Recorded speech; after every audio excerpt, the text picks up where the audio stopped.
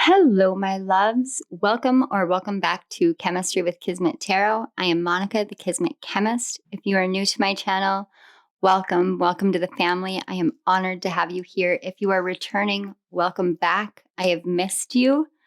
Leo risings, my darlings, welcome.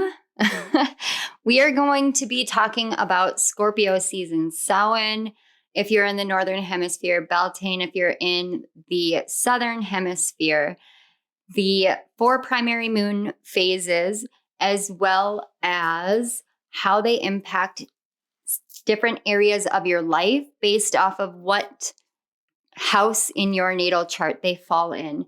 We are working with whole sign systems.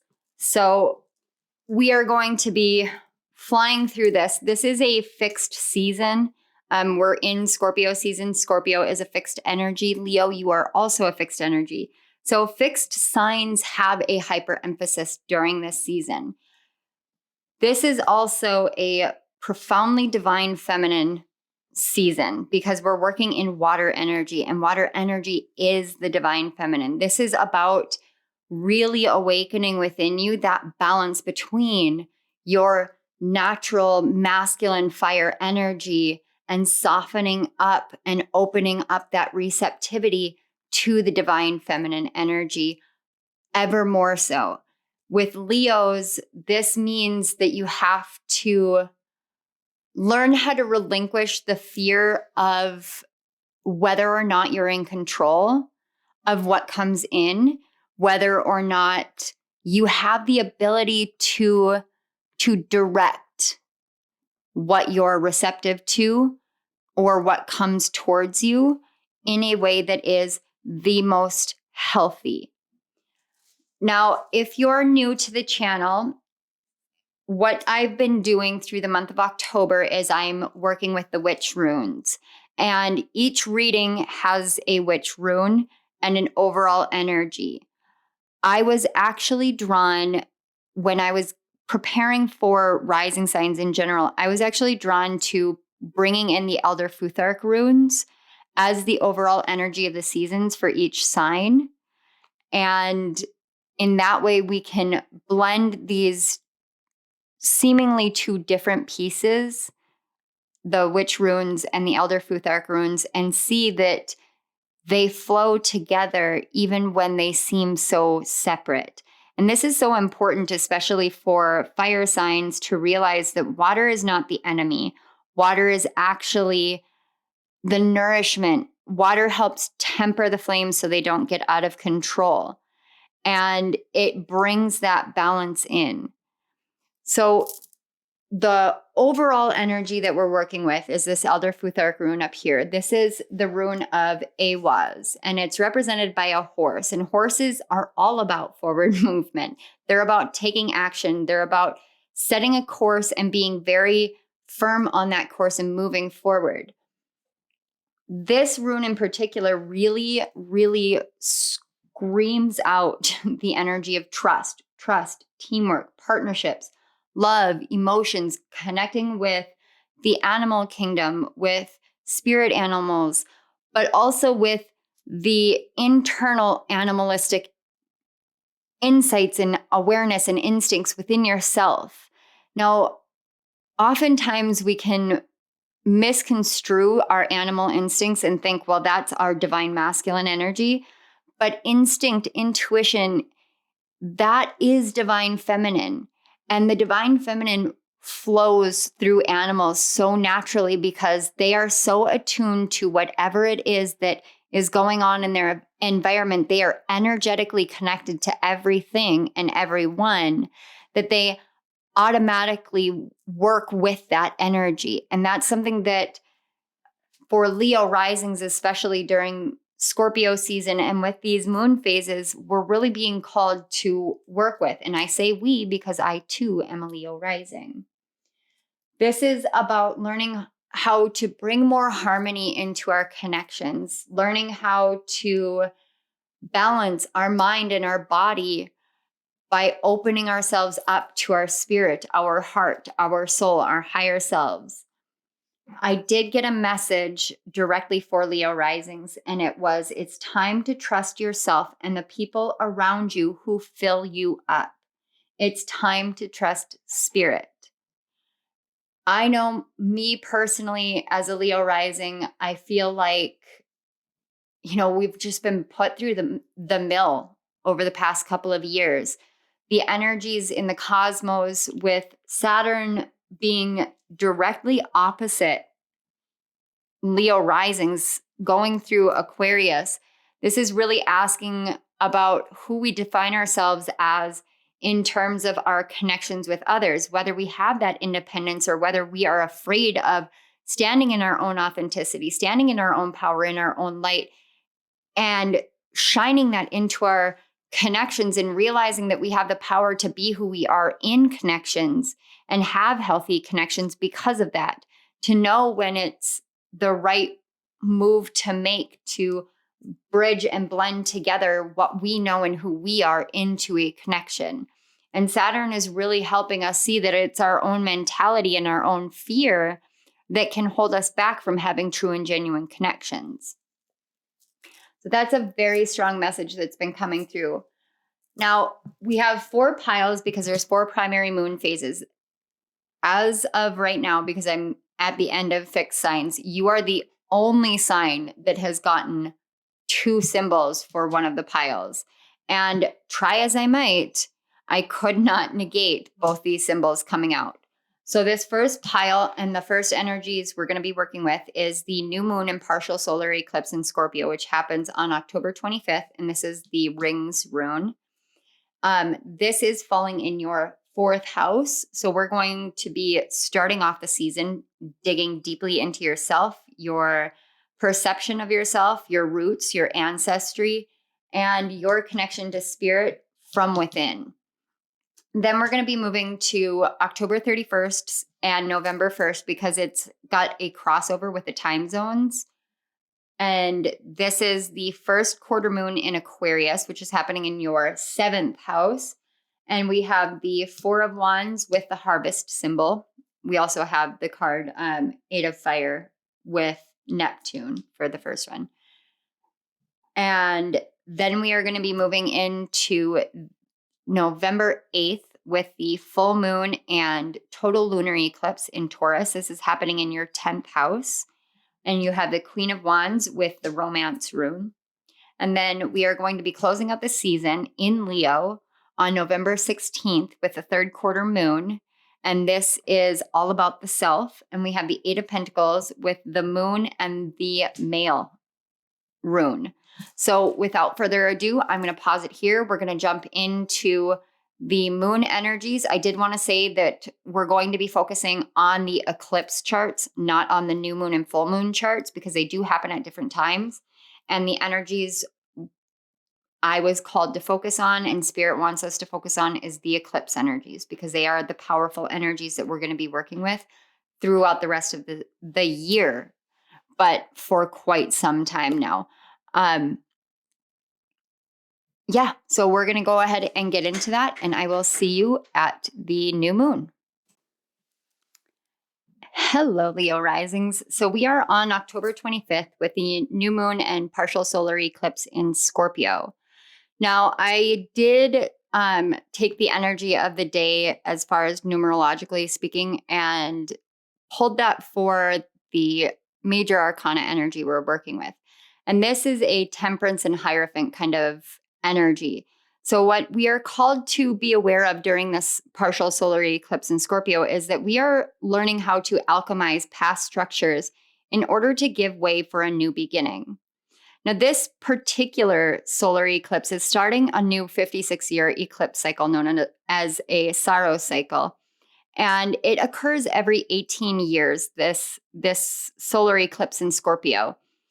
This eclipse is happening in the first decan of Scorpio, or the first 10 degrees of Scorpio. So this is about learning how to transform the scorpion energy of Scorpio. Scorpio has 3 energies: the scorpion, the eagle, and the phoenix.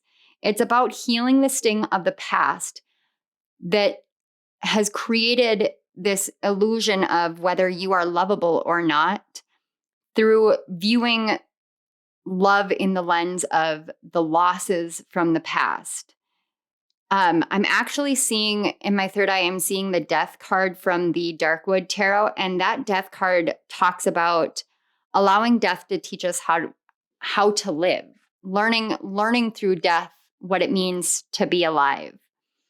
Now, this particular moon phase, there's a few very important factors to it. We've got Mars out of bounds in Gemini, and this is happening in your 11th house. This is the house of your hopes and dreams, the house of what you build your hopes and dreams upon and find wealth in those things coming to fruition. And it also is about your connections, your connection to the greater whole, your connection in a larger community sense, in your friendships, in a more expansive manner. So with Mars out of bounds, it's Mars out of bounds and Black Moon Lilith are both out of bounds during Scorpio season. Both of these planets are not following any astrological rules. So anything that we place rules and regulations on when it comes to Mars, Mars is saying, screw that, I'm not following that. You can't tell me that this is how I'm going to do it because I don't fall under the guise of the sun. So I'm going to do it my way. I'm going to do it the way that I want. And this is actually like a really true blue blessing of an energy because we can take this energy and work with it in a completely different way than what we attribute Mars energy to. Mars out of bounds in Gemini is coming up to his retrograde cycle. And that happens on October 30th is when he stations retrograde. And if you want to work with the energies of Mars retrograde, my Mars retrograde guidebook is available on Amazon, paperback, ebook, and Kindle. And it will be linked. My author page will be linked in the description box below. So please go check it out. Make sure that you have all those energies prepared for yourself so that you can move through this in the way that Mars and the planets are really calling for us to expand our awareness and grow from. So Mars is creating this harmonious trine with the sun, the moon, and Mercury in Libra. It is giving us internal creative solutions within our own thought processes to transform how we communicate, to bring more balance into the ways in which we communicate, both within ourselves and when we come into conflicts in our interpersonal relationships, or because this is in your 11th house, with your community, with your friendships, with the groups and the places that you find a home in or a resonance with. We can learn how to be more creative with conflicts during this moon cycle. Black Moon Lilith is out of bounds and in Cancer. Now, this is happening in your 12th house. This is the depths, the absolute depths of your subconscious mind. As Black Moon Lilith out of bounds, who's breaking all the rules, moves into the station that she'll be at during the solar eclipse, she's going to be making a harmonious trine as well with the sun, the moon, and Venus, all of which are in Scorpio. This is about us learning new ways to break free of any kind of preconceived notions or conditioned beliefs surrounding what we're able to give to ourselves, what nurturing we can give to ourselves, what mothering we can give to ourselves, how we view the Divine Mother, and how we can really feed our heart with that love and nurturing from the losses that we have experienced in life, from the feeling that there has been a lack of loyalty in our life, whether we were not loyal to ourselves or whether others were not loyal to us. This energy here is deeply, deeply involved with spirit as well, which is why that it's time to trust spirit came in. Because when we feel like spirit isn't loyal to us in our path, even though we know our path, that can really deeply injure our psyche. This feeling of being abandoned by the universe, being abandoned by spirit, being abandoned by whether it's our mother, our father, our friends, the people that we trust the most, just being left alone into the murkiness of being trapped in the past. we now can set a purpose and an intention to free our hearts from this, to break ourselves free of this, because Black Moon Lilith is all about breaking free from subjugation, standing in our own independence and saying, I can give this to myself. And it doesn't matter if I don't know what it looks like from the outside world. I know what it is that I need, and I can embody that for myself and give way to a new me that when I embody it, the world will respond in kind. Because when you exude that energy out, that energy comes back.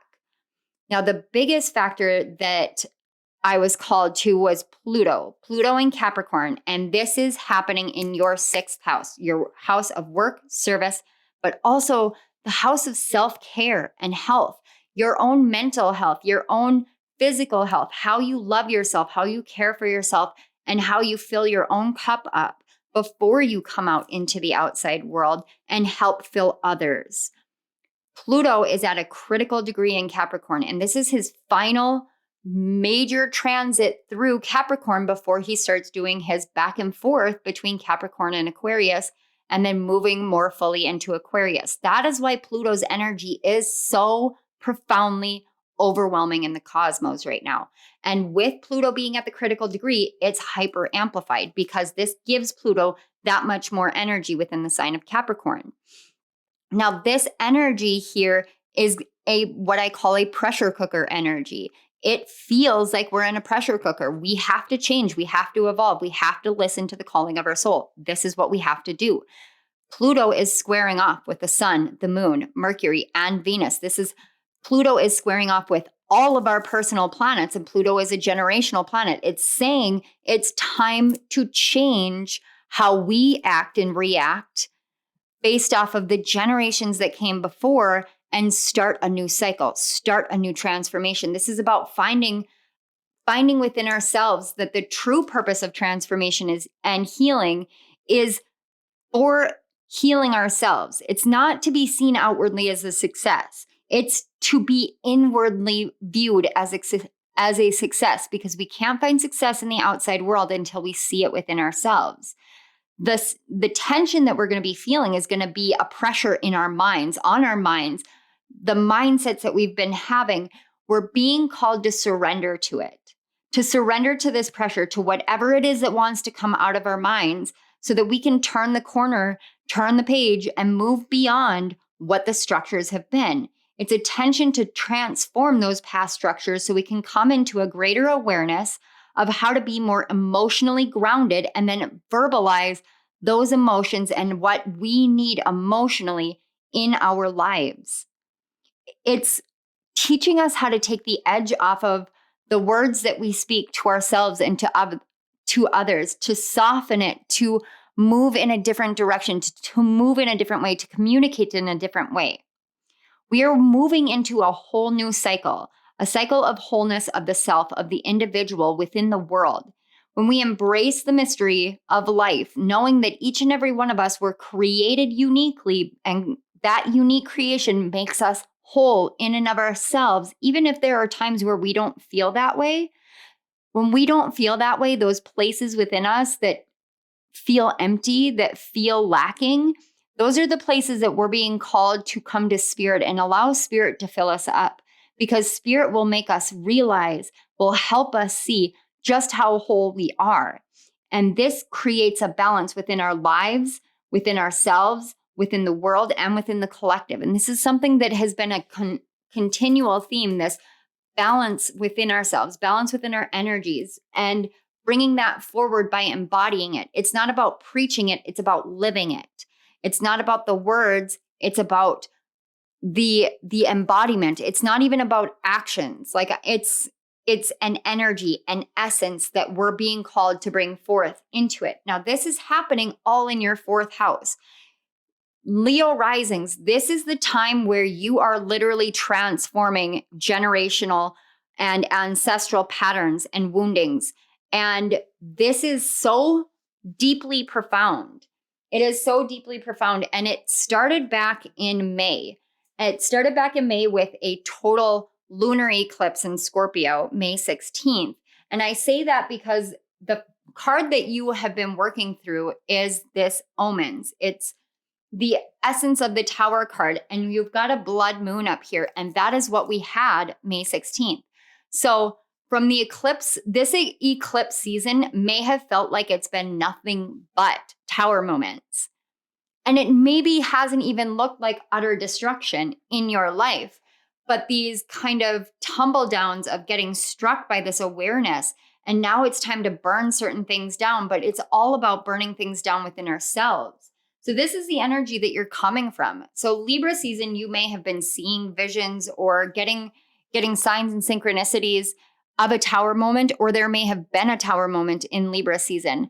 And Tower moments are not always bad. It's about how we read the omens. Now, this talks about a warning because, you can see the lightning hitting the tree and there's fire and a blood moon and all of these things. Traditionally speaking, all of these things have always been seen as such negative things, but it's about the perception that we have of it.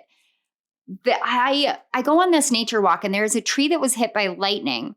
And you can actually see the inside of the tree having crumbled down, but now you can actually see new growth coming out of it. Sometimes things have to fall. They have to be struck and opened up so that the insides can spill out, because once that happens, new growth occurs.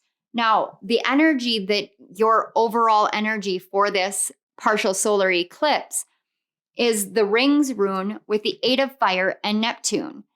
And Neptune here in this particular deck talks about our psychic and our intuitive awareness. The Rings is about a union, a unification, a bringing together.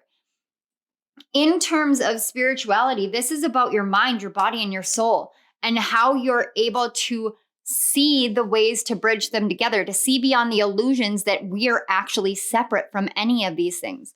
And even this Omens card talks about it. It talks about how we can perceive how terrible is this? There's fire, there's lightning, there's a tree. The tree is getting struck by lightning, but it talks about how none of the pieces of this are separate from each other. They are all parts of the whole. And this is what Neptune is showing you, is that everything is a part of the whole and that you're unifying everything into wholeness. So you're kind of leading the spiritual charge on this because this is happening in your 4th house. You're leading the charge on your ancestors. You're learning how to respect them, how to honor them, while also honoring yourself, seeing into the past and the mistakes that were made and saying, I'm not going to perpetuate this cycle anymore. I'm going to move myself into a state in which I know what is right for me and move forward from there. Now, I'm also seeing the 3 rings right now as actual timelines. It's like your past and your present are now coming in and forming a unification with the present so that you feel more clear about where you're going. So you don't feel as though you're clouded and confused. You're not buying into anything anybody else says. You're tapping into yourself, you're centering yourself, and you're bringing everything together so that moving forward from this partial solar eclipse, you're saying, I know what is right for me. And it doesn't matter what it looks like to the outside world or what the outside world tells me, I'm going to do this. Now, as you move forward, your present energy is the 6 of Water. And this is Saraswati. And she brings in creativity into the world. Science, music, math, poetry, writing, all sorts of creative inspirations. So you're moving out of the Tower energy and you're realizing that when you go through these things, when things feel like they're crumbling around you, you have one of 2 choices. You can either falter to them, or you can look at them and say, okay, what can I do with this? How can I rebuild from this? How can I take all the pieces that have fallen apart and build something better, build something new, build something bright, creative? How can I get back into this? So you're moving into this energy right now of this creative understanding that it doesn't matter what happens to us, it matters what we do with it. And from there, we move into the 2 of Earth. And this 2 of Earth talks about the tides. It's about when the water comes in and fills all the land up that it wasn't there before. And then as it recedes, it leaves these tiny little tidal pools. And within these tidal pools, there are tiny little gems and little treats and little secrets. So as it feels as though you're being washed clean of the past, you're now going to be able to as you get into this creative flow energy, surrendering to this creative flow and saying, what can I build from this? You're going to be discovering little pools of awareness, little pools of wisdom, little gifts and blessings along the way that you didn't realize were there before, things that you can do and ways that you can move in the world that you didn't realize you were capable of because the past was holding you back. So we're going to get into the oracle cards here. And this oracle card, this is the Samhain oracle. And these cards specifically for all the moon phases are messages from the ancestors. They were very, very adamant with all the signs and all the energies that they want to have a voice here because we are breaking their pattern. So they want us to be aware of where they are alongside us on this journey, how they're helping us, what we need to be aware of in terms of our relationship with them. So let's see what your ancestors had to say. We have Third Harvest. Holy Pete's. Card 38, Daughters of the Woods. Feel thy sacred swell with suppleness. Taste the gathering of honey's milk, filling your emptiness.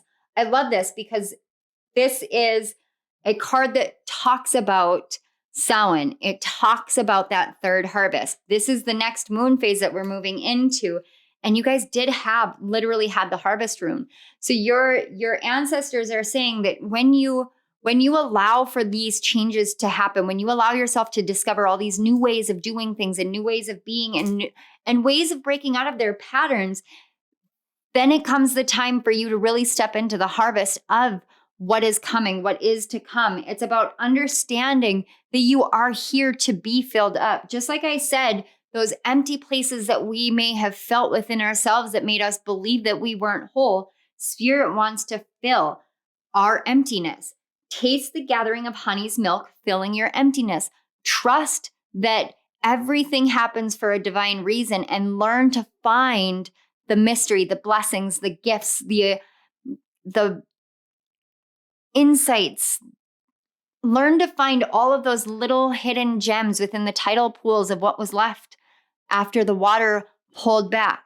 When you got washed away, it was like you were drowning. Now the water is pulling back. Now you're able to see what you were learning, see where you're growing from this. And this is literally talking about your divine feminine growing up, your divine feminine coming into this energy of understanding that now it's her time to receive. Now it's your time to receive. And remember, divine feminine is an energy. It's not about a gender. It's about an energy. It's about knowing when to hold back, knowing when to wait for a sign, knowing when to ask for a sign and become open to receiving, and knowing that receiving will always come in because we are deserving of that. When you know that you're deserving, when you know your value and your worth, then you can receive. And this is saying that you've been through the mill and now you're turning it into creative inspiration, and you're seeing that you have this beautiful essence within you to transform any hardships into something beautiful. All right, let's get the messages from Spirit and your guides. We have commitment and the card 46, spend quality time together, listen and talk to each other. Okay, so this is, again, there's this allusion to the moon phase coming up, the first quarter moon in Aquarius, but this is talking about the commitment that you've made to really balancing your energies. There is this calling because we've got a blackbird, it may be a crow, it may be a raven, and a dove. And those birds may be significant for some of you. You may be seeing those a lot, but this is about your divine masculine, your divine feminine, the commitment that you have made to bringing these into balance, to harmonizing these energies, to building from a place of love these things. It's about, and even this spend quality time together, we can have this tendency a lot of the time to project outwards. Even this energy feels like it wants to be projected outward into our connections. But what commitment have you made to yourself? What time do you spend with yourself?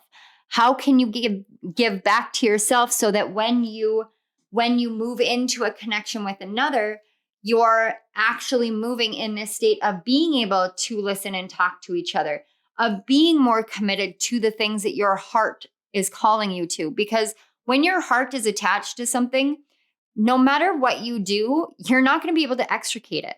You can run away from it. You can destroy the connection. You can destroy that level of commitment that you had. Or you can say, how can I transform this? How can I take the pieces and the ashes and the rubble and make it something beautiful? This is a calling for you to realize that you can take all of what you contain within yourself, that you have moved beyond all the illusions of, and make it something whole. Spend quality time with yourself. Spend quality time with your energy. Spend quality time with spirit. Spend quality time with your ancestors and say, what do you need of me? What can I do? I've made this commitment to myself on this journey. I've made this commitment to learning these things on my journey, and really reaffirm that. Spend time with your own shadow during this moon. Spend time with your shadow during this moon. This is a message that's coming through over and over and over again. Spend time with your shadow. Your shadow needs love just as much as your outside world needs love, just as much as you need love. Your shadow needs to be loved, because the shadow parts of ourselves are really just the parts of ourselves that we don't want to look at because we feel shame or guilt or blame. And we're not meant to feel those things for our entire lives. Those feelings are there for a reason, and we have to look at why we feel that way and then realize that we are meant to love ourselves. We are meant to heal that part of ourselves by spending time with it. I spend time with my shadow every day. Every single day I spend time with my shadow, because when I don't, my shadow feels neglected, because that is a wounding I have, this neglect wound. And now that I know that, now that I realize that, I spend the time that I need for myself. And I will tell my kids, I will tell my husband, hey, I need to do my self-journaling. I need to do this for myself. And I give myself that time. And because I give myself that time, I move forward in a more balanced energy. I recognize my triggers easier. I recognize these manifestations that have been occurring, and I'm able to move beyond them. It has been a tower moment for me as well, because it has felt like the whole world has been crumbling down around me, when really it was just my inside world crumbling down, inside blockages crumbling down, me having to realize all of these things about my past so that I can move beyond them, so I can take them and create lessons and wisdom and awareness, so I can share that with others, but also so that I can give back to myself those things that I didn't even realize I had been lacking. And lack is very real. I know there's a lot of people who talk about lack mentality, and I do too. And I know that we have to break ourselves free of it. But in order to break yourself free of the lack mentality, you have to see where the problem is. You have to find the root of it, and you have to break yourself free from there. You have to say, okay, if nobody gave this to me, I can give this to me. And when you do that, in all honesty, from my personal experience, when you do that, spirit comes in and says, finally, you figured this out. You know now how much you're worthy of. Let me show you. Let me prove it to you. Allow me to raise the bar of what you know your worth to be, and allow me to show you how you can achieve that by simply being you, by simply loving you. Let me show you what more you deserve. And spirit wants to do that. And I just saw 3333 on my clock. So that 3s and 1s may be significant, because we've got 46, which reduces to a 10, and that's a 1, and 38, which reduces to 11. So let's take a look at the last 2 messages. We have accept love. And the card 20, lighthouse, don't doubt your worth. I am always enough. I promise you guys, I don't look at these. And look, even accept love has the fire, the symbol for fire. This is about you learning how to love yourself, learning how to love the light that you have within. And she's hanging up a sign that says, I am always enough. For some of you, this may be the moon phase for you to start using positive affirmations. Use them until you don't need to use them anymore. Put something up that says, I am enough. I am always enough. I am worthy. I am always worthy. Don't doubt what your worthiness is. The more that you commit to yourself, the more that you love yourself, the more that you give to yourself, the more that you see the value in connections, the more you see the value in the love that you have and the love that you're capable of receiving. Remember, this is about learning how to receive. You're a fiery energy. You want to give, you want to give, you want to give. And that's a nature for the lion. That's Leo's nature. You are the nurturer. You want to give that nurturing, but you have to give it to yourself as well. And Spirit really wants to give it to you. Spirit really wants you to see that you are deserving of love, deserving of everything that you want. Even your ancestors are saying, taste the gathering of honey's milk, filling your emptiness. Know that you are worthy of this. Know that you have done such amazing things, and that now is the time to allow for this teamwork, this partnership, this love to come back in, this harmony in your connections and your connection to yourself. This is the moon phase to allow for that to happen. Okay, so I'm going to pause the video here and we're going to move on to the first quarter moon in Aquarius, which is happening on October 31st and November 1st. So we're going to be talking about Samhain and Beltane. Hello, Leo, my loves. So we are back. This is October 31st and November 1st because of the time frame in which it hits. Depending on the time zone, it's going to be one of those 2 days. I'd say if you want to know definitively, you can look it up. Otherwise, you can access this energy during both days and throughout the course. So we've got the first quarter moon in Aquarius, and we are now working directly in your 7th house. This is your house of connections, your house of marriage, your house of business partnerships, your house of your interpersonal relationships. This is the house where we start coming out of our inner world and connecting with the outer world. Now, the energy of this first quarter moon is all about the lessons of the soul.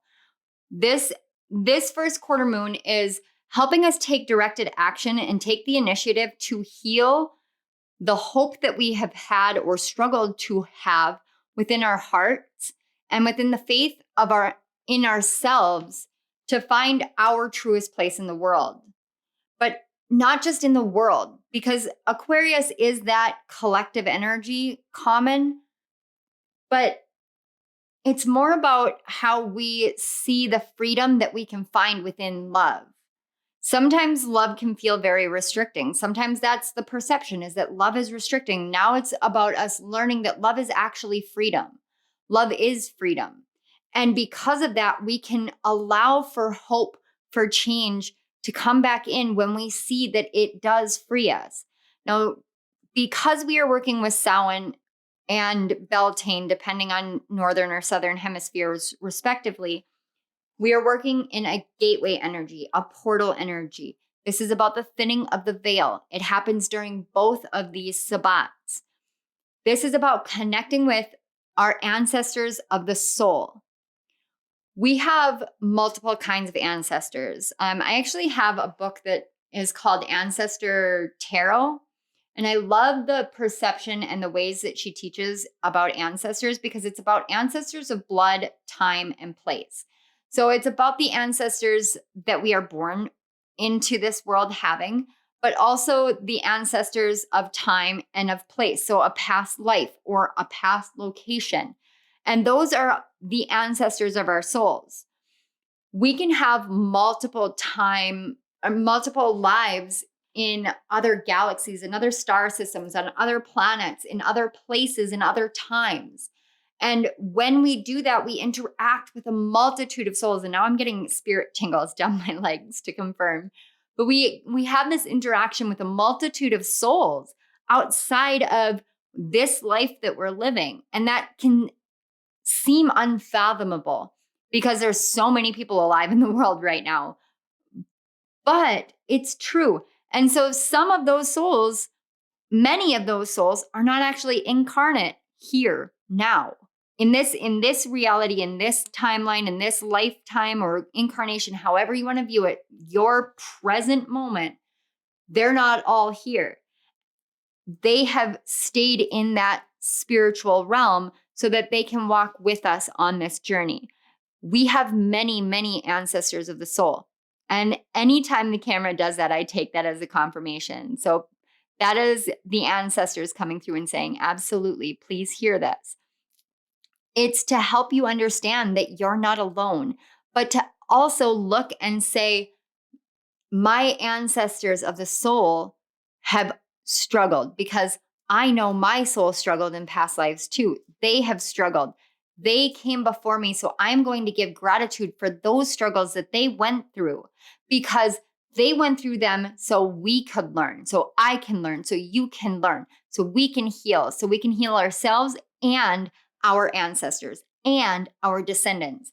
And one of the other messages that came through that is so prominent, it came through in one of my pick a cards, and for the life of me, I can't remember which one, but I do remember the message. And that does not happen very often when I channel, because I just kind of surrender to the messages coming through. So I don't always remember what I talk about. But the message was for us to realize that we are our descendants' ancestors. We are the ancestors to our descendants. Someday someone is going to look up their ancestry chart, and they're going to look and they're going to find your name or my name. They're going to find these names, and it's what we do here and now. It's the seeds that we plant and the life that we grow and the changes that we make and the cycles that we break, that they're going to look back on and say, "Oh my gosh, I'm related to this person. Oh my gosh, this is my ancestor. Look what I can do because I am connected with this person, this soul, this life." We do these things because we're doing them for something greater, and we can lose sight of that. We lose sight of that and we can go the wrong direction. So the choices we make, their results or consequences are being extra highlighted through this first moon in Aquarius. And they're doing that through excessive tensions and triggers. These tensions and triggers are not meant to harm us. They're not meant to make us feel like we can't do anything and everything is going wrong. It's to bring greater clarity to how being nurturing and empathetic with ourselves diffuses tension and anger when those triggers come in. And it brings deeper loving energy into our families, both physical and spiritual families. This is such a profound thing, because when we realize that the triggers are just obstacles, they're just there, we find the gifts and the blessings of freedom through healing ourselves from the pains of the past. And there's a book series that I absolutely love. It's called the Fever series. And there was a character, Jericho Barons, in that series, and it's written by Karen Marie Moning. And one of the things he says is stay to the lights. And he says that because in the book, there are a type of dark fae that is called a shadow. And if you don't stay to the lights, the shadow can get you, and the shadow will consume everything about you except for just basically your outside husk. It's described as like parchment paper is what it looks like.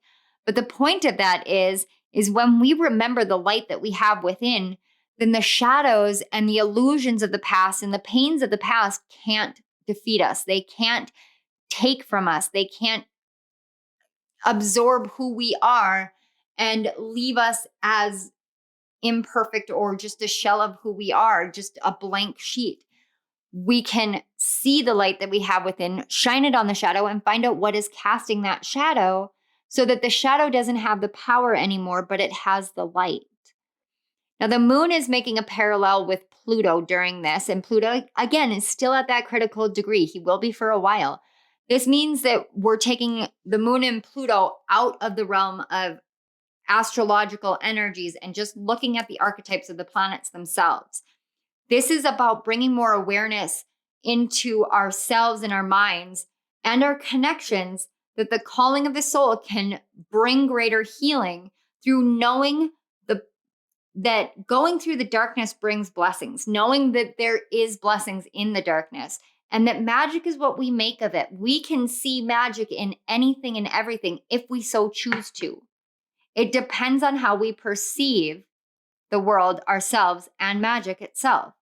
And it's about the emotions that we are feeling and knowing that they're blessings that teach us that we are experiencing life, that we are human, we're divine in a human body, but we're able to experience so much more on a human level. And our emotions aren't meant to dictate anything. They're meant to be honored, to be felt, to move through us so that we can learn what it is that they are calling for us to learn. They strengthen us. They do not weaken us. Even when we feel that at times, this is what we're learning. Now, this is all about balancing the truth of who we are individually in our connections in the world through knowing the light that we hold within. When we know that light that we hold within, then our lives balance. Then we shine that light out. Then we balance everything out. Now, the energy that you're moving into this season and the overall energy of this first moon in Aquarius is such a beautiful celebratory energy. This is literally the harvest rune and the Four of Wands. And this particular Four of Wands has four witches. They're holding up their wands and they are setting streamers off. It's literally calling to celebrate the connections that you have and the work that you've done in your connections to bring in a harvest of connections. So if you have been feeling as though you are alone in this world, this is the moon phase to release that, to see that that was just a darkness. And now it's the time to welcome in healthy, loving, joyful connections that work together, flow together, that respect each other, that build together, and that really do bring in this abundance, this wealth, this excessive amount of love into your life, because that's what you're deserving of. That's what you're worthy of. And you're moving into this moon phase where all you have to do is take one step forward.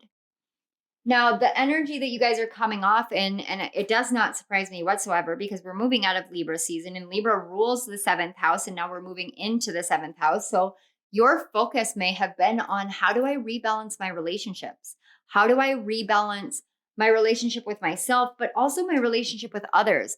How do I balance love in my life? I want this happiness. I want this joy. We've got the Two of Cups. It's known as the soulmates card. And soulmates are not just about romantic relationships. Soulmates are about friendships. They're about a soul resonance with other people that call to you, that connect to you, that feel like home. So you may have felt like Libra season is like, this is about me finding connections that are true. And that's the energy you're coming off from. And there's this celebratory energy. And then we move into the Two of Pentacles, which is where you're at now. And that's literally about balancing the material world and the spiritual world. A lot of people say this is about choices and choosing one path or the other, but look how strong she is. She's literally balancing on a bench and she's holding them up, and she knows the eternity of both. She knows that she gets to have both in her life. You get to have the career you want and the love you want. You get to have this creative endeavor and that creative, and you get to have it. The only person saying that you can't is you. And if there is anybody out there saying you have to choose one way or the other, you have to choose one path or the other, and you know that your heart is connected to both paths, just like I said in the previous one, your heart is connected, no one's going to pull you away from it. It's a damned if you do, damned if you don't kind of energy where you won't be able to pull yourself away from it without it being something that leaves you incomplete on a soul level. And you have come into this awareness. So now you're learning how to blend these things together, how to put them together, mix them together. And you're doing it in a very, very strong position. You're literally looking up at spirit and saying, hey, I'm ready to receive these two things because I know that I'm deserving of it. And I know that I have this in my life. There's so much balance here. The two to me is literally it's about connection. It's about harmony. It's about knowing that there are two sides to everything. There are two sides to who you are. There's the shadow and the light. There's masculine and feminine.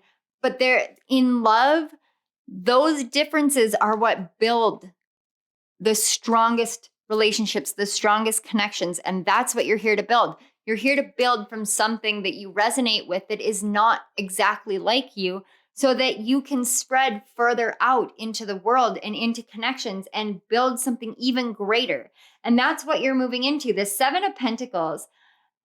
I love this particular Seven of Pentacles because she's nurturing what she's growing. She's not looking at it like, I have to give up and I have to walk away. No, she's nurturing it. She's working with it. She's got her journal so that she can communicate with the grapes. And the grapes are on the King of Pentacles, I know for sure, but I think it's on the Nine of Pentacles in traditional Rider-Waite.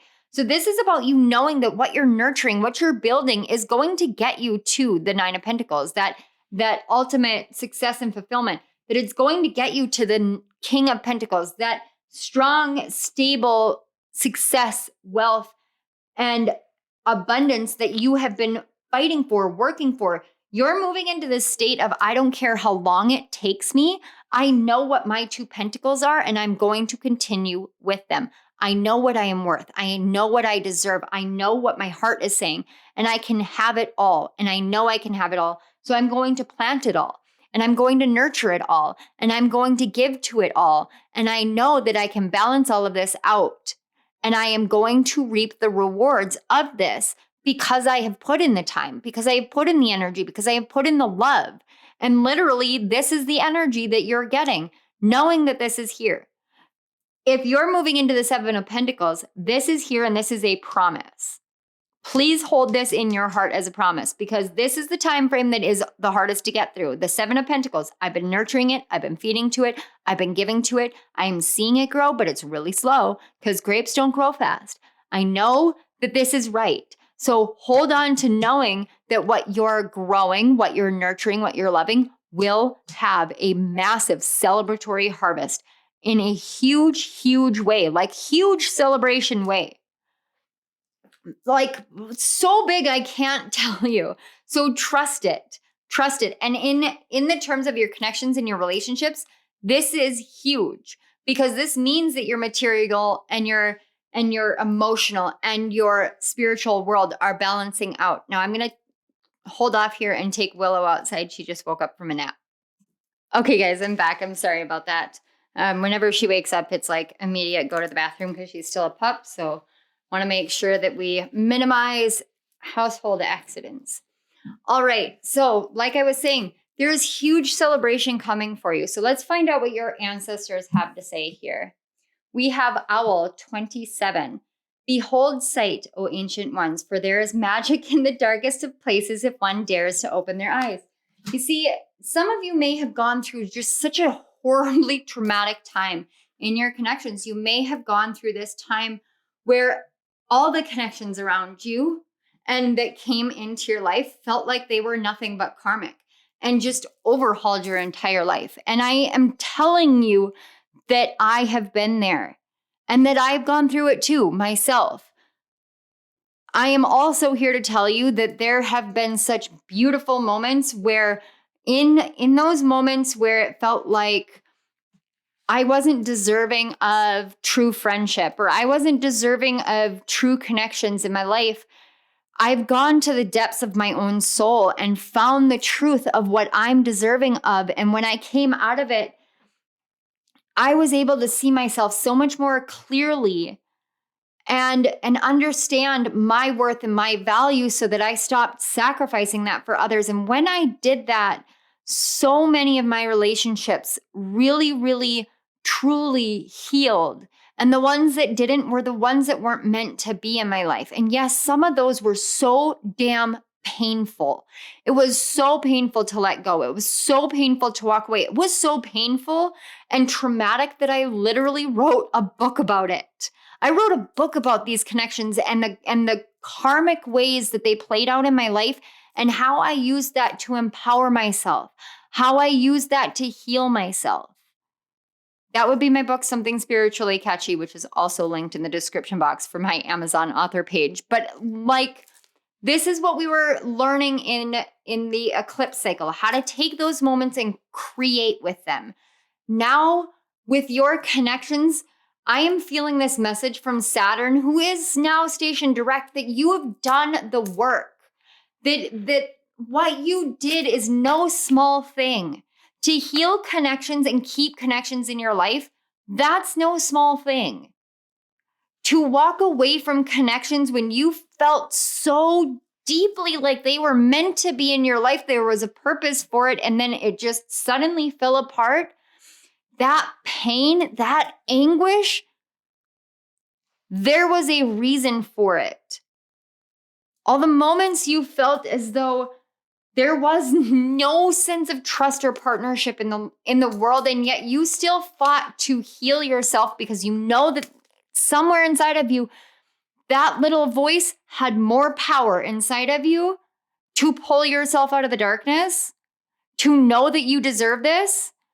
Literally, your ancestors are saying there's this ancient awareness within you that has awoken. You have opened your ancient eyes and you are now seeing others through these eyes.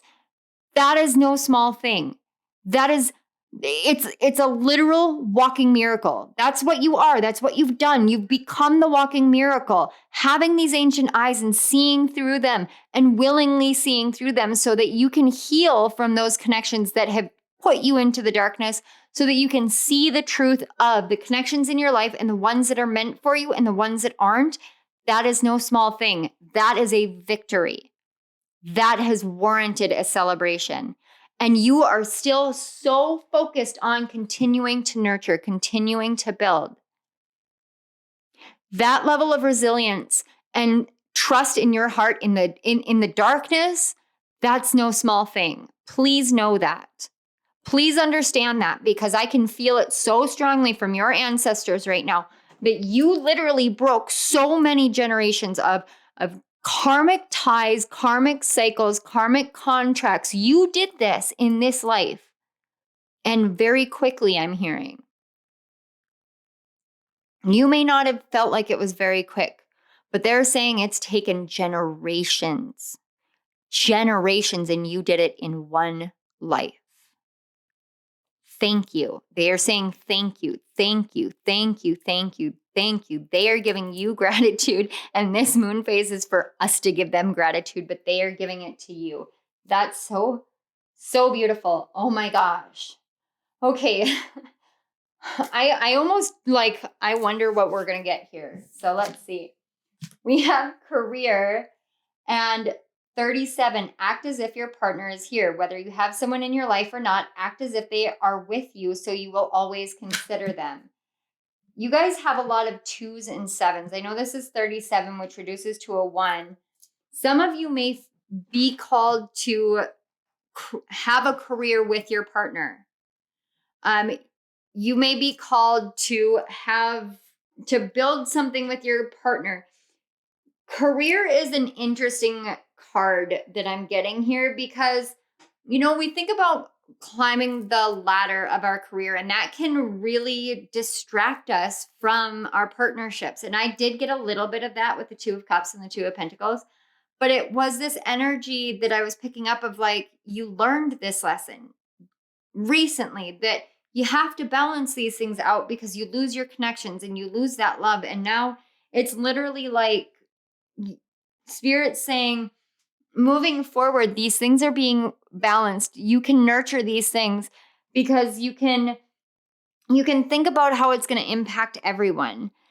But more than anything, with a career and act as if your partner is here, I'm literally feeling like some of you are going to have a career with your partner, but your partner may not be at that place yet. Your partner may not be at the place that you're at yet. They're on the path, but they're not there yet. And it's going to take time. I mean, we've got that 7 of Pentacles. Remember, this is what I said. It's the hardest time. You have to continue to move forward, to nurture, to know that this is coming in, to know this promise is here. And there's that. Well, my hand is moving. So, but you know what? We can take it as confirmation. If that feels very strongly, please take it as confirmation. But this is saying keep nurturing your relationship and keep nurturing the things that you are building and the things that you love, because at some point they are going to come together. It may feel like it's an anomaly. It's not possible. It's not going to happen because this tree is literally growing on a rock. And that's the one thing about Mother Nature that always, always astounds me. Mother Nature will show you that anything that you label as impossible is possible, simply by if you notice how Mother Nature works. So I literally have a picture on my phone of a flower, a little flower popping up out of broken concrete. And the way that it looked, when I looked at it, it was, and I heard Mother Nature finds a way. There is always a way.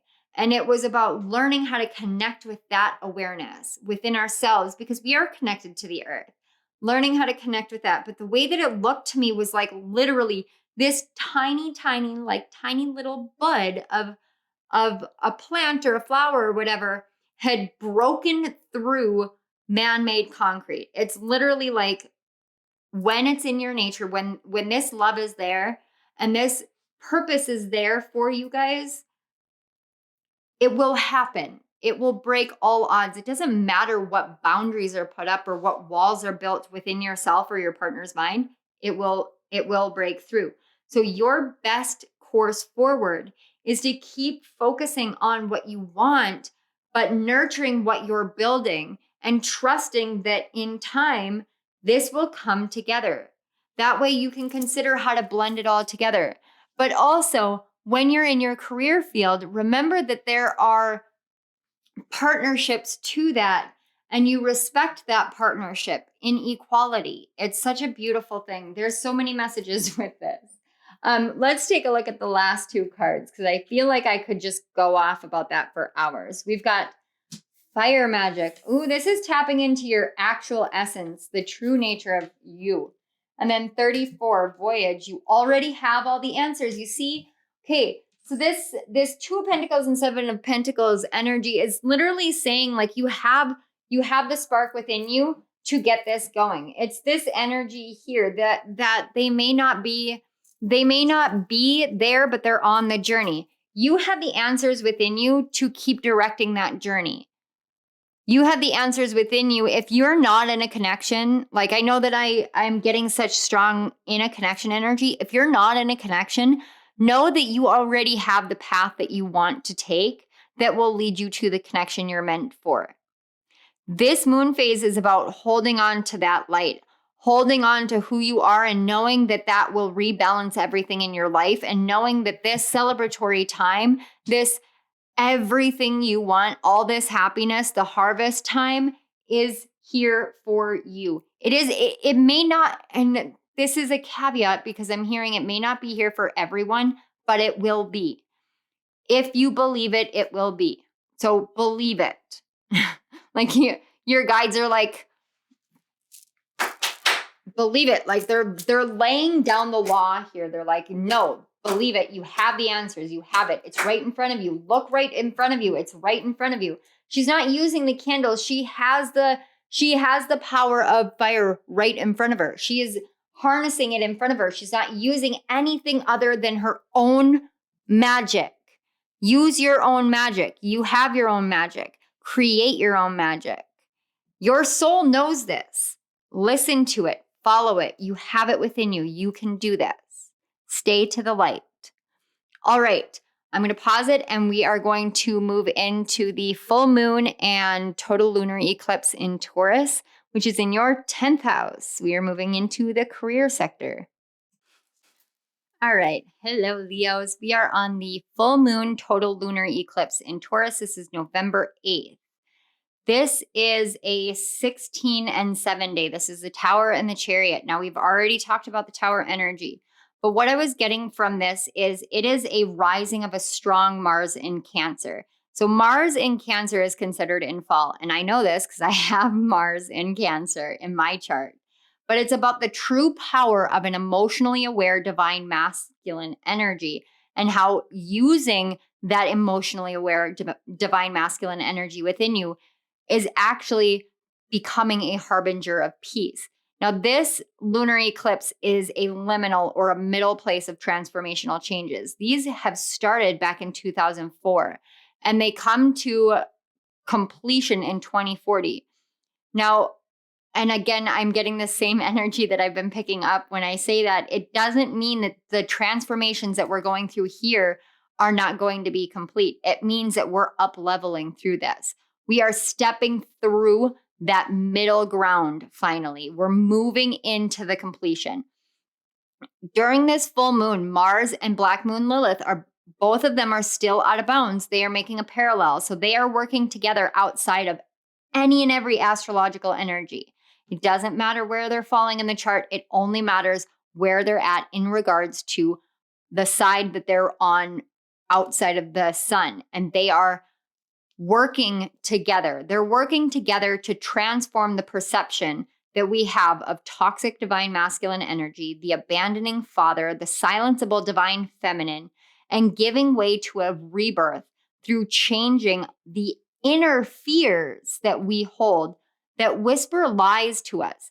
Now, Leo, you are the ones that are the most susceptible to whispered fears.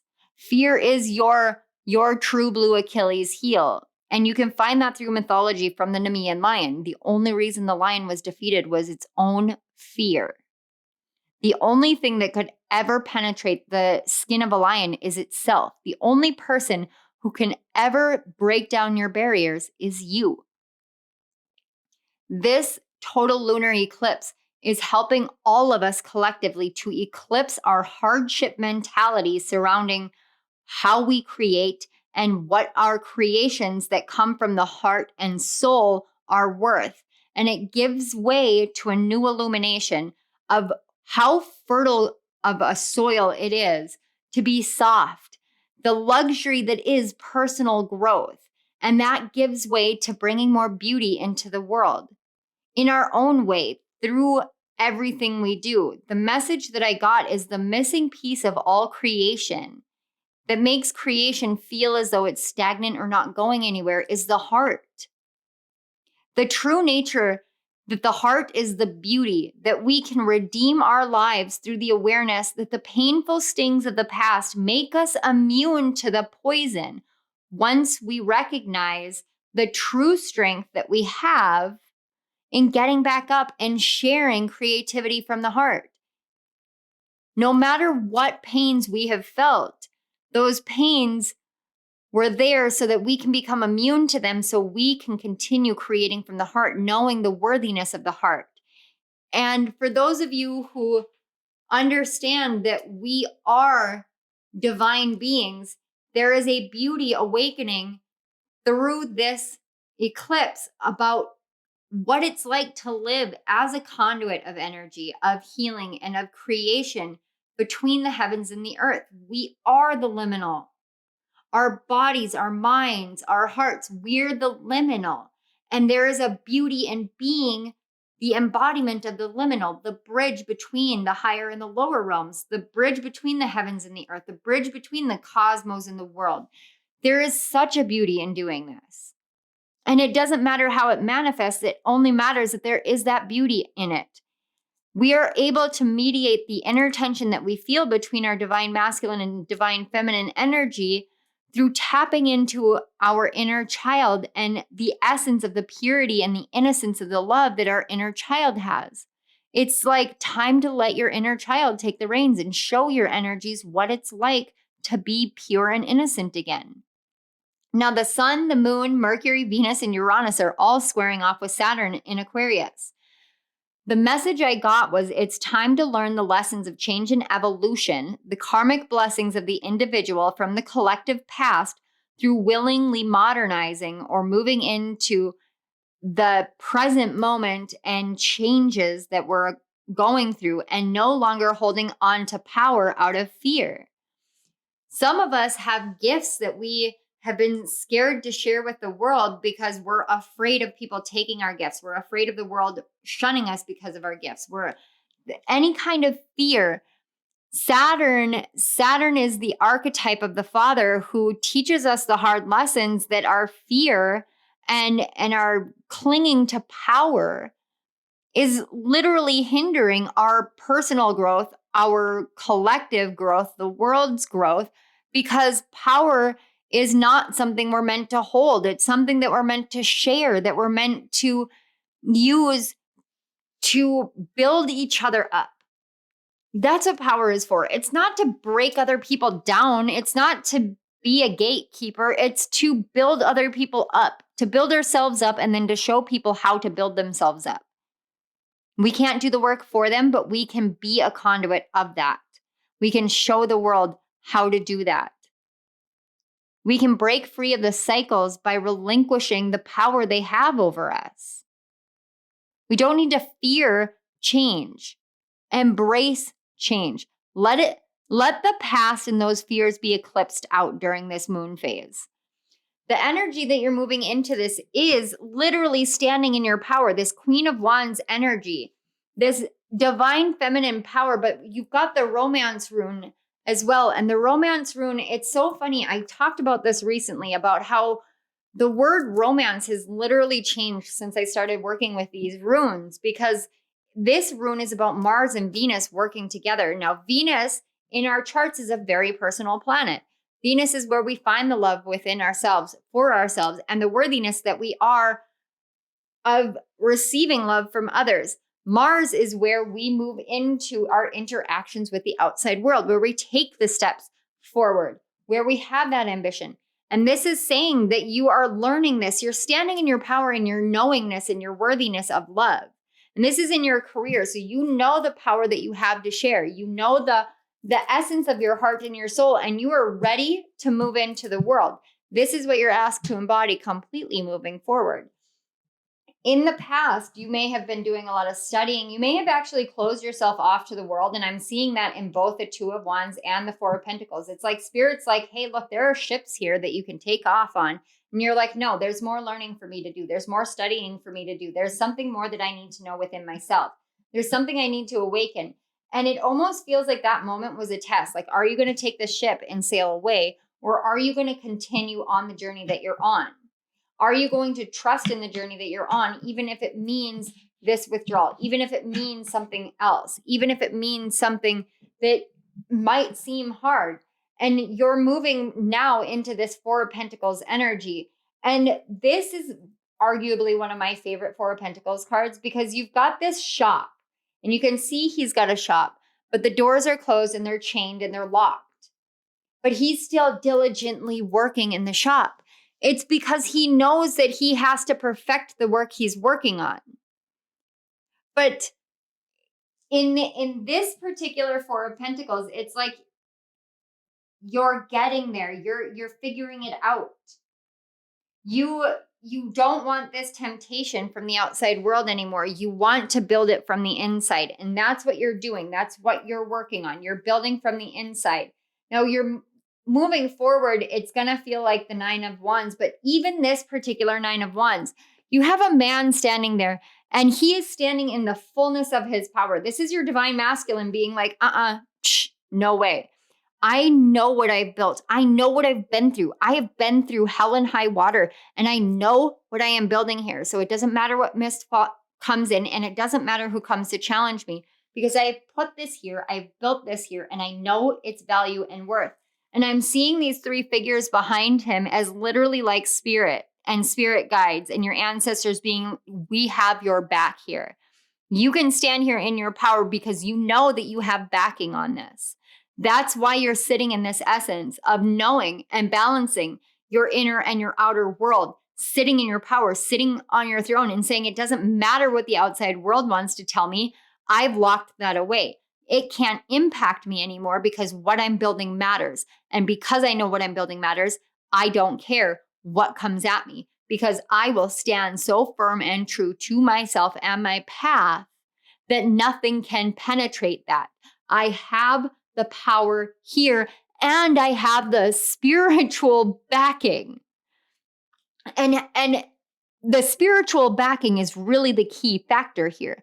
You know that it doesn't matter what the world says at this point. You've learned that.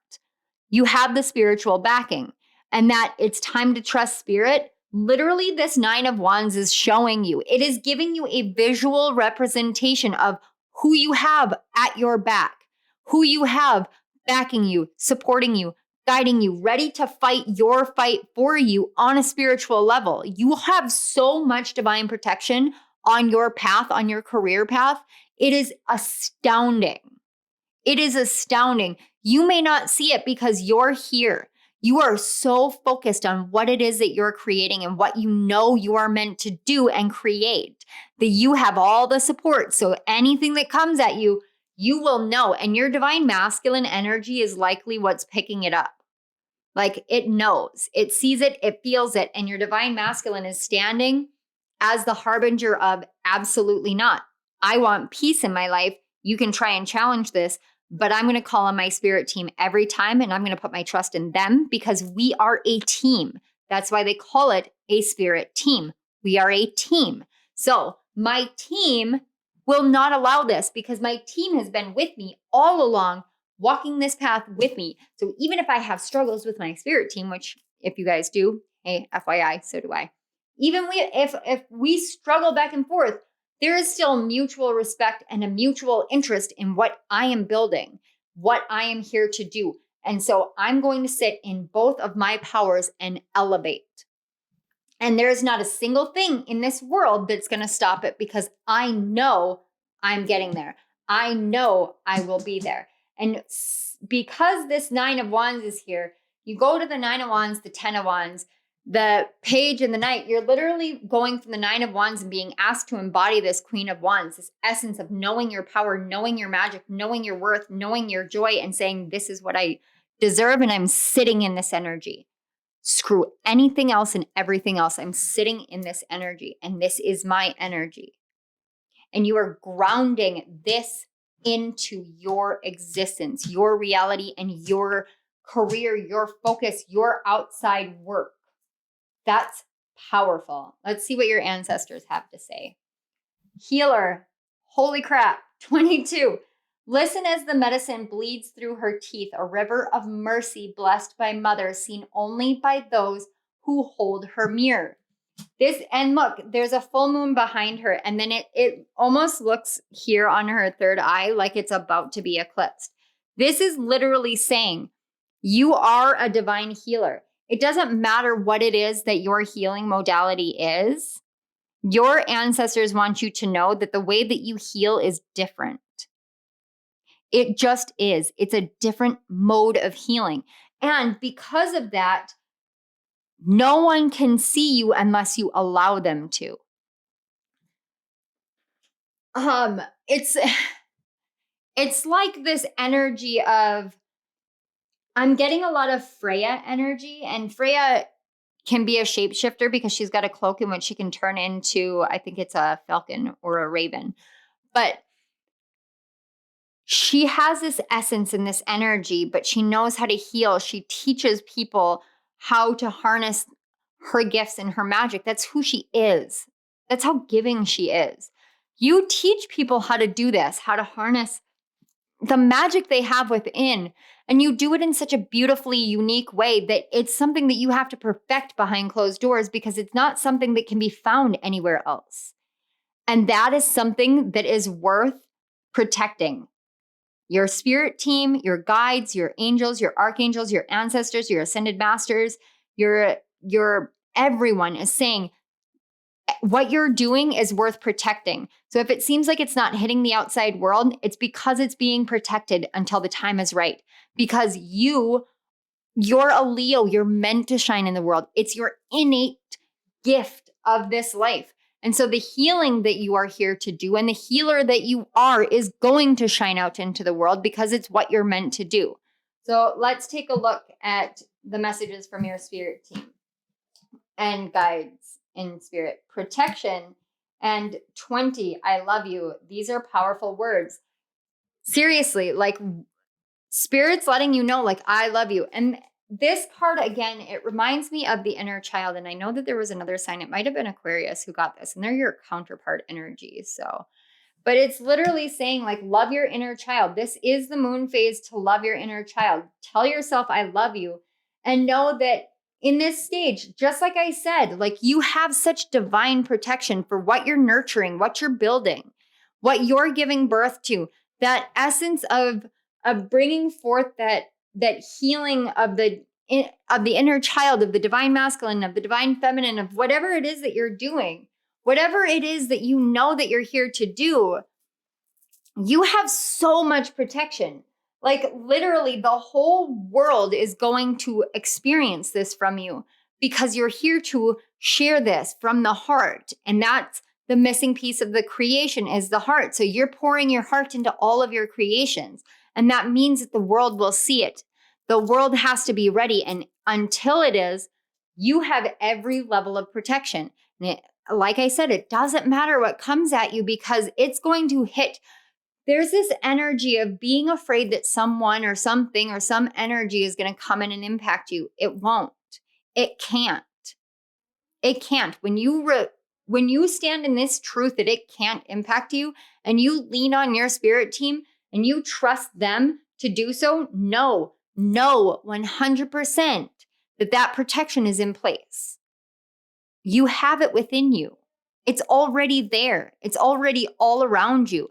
And remember, this is a square with Saturn. Saturn is saying, if you stand in this truth and you lean on this help and you really upgrade yourself to understanding that this is a teamwork situation, relinquish it to the spirit realm and trust in that, and just keep focusing on what you're building. Focus on sharing that love. Focus on what you know you're here to heal and do, whatever it is. Focus on that.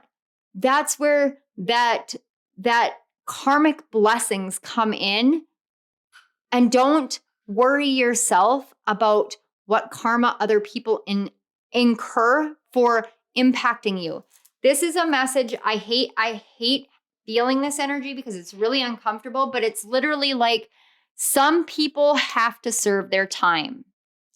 If you've already served your time, why are you serving other people's?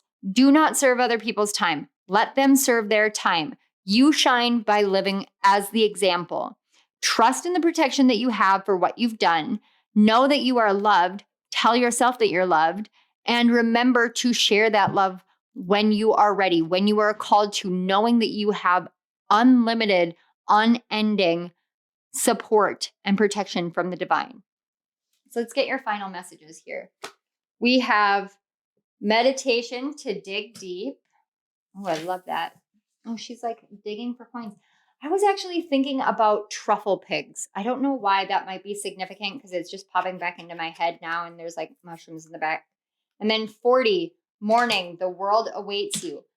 This is your inner world. This is literally saying like, okay, maybe doing meditations in the morning so that when you meditate in the morning, then you're coming into the world and you're like, okay, I'm more aware. I'm more in touch with myself. I know my inner self. And so it helps get you excited.